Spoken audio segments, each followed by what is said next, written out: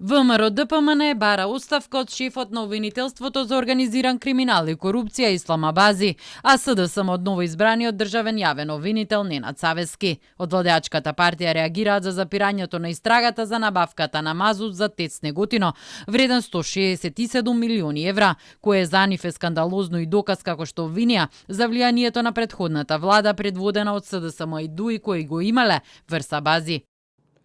Целата јавност во овој скандалозен случај виде перење на пари, криминал и труење на животната средина, само Ислам Абази не виде ништо. Од ВМРО ДПМН го повикуваат шефот на Советот на јавни обвинители Башким Бесими да одговори зошто седи настрана, а обвинителката која го водеше предметот Катерина Коларевиќ да каже како им утврдено дека нема штета. Од СДСМ пак реагираа дека премиерот Христијан Мицковски по телефон договарал предмети и текна истрага со Савески. Мицковски нарачува, Савевски испорачува. Слушнавме како Мицковски дели задачи од собраниска говорница. Со неговите чувства слушнавме како елиминира независни обвинители од постапка на телевизија, сега и по телефон дека дели задачи.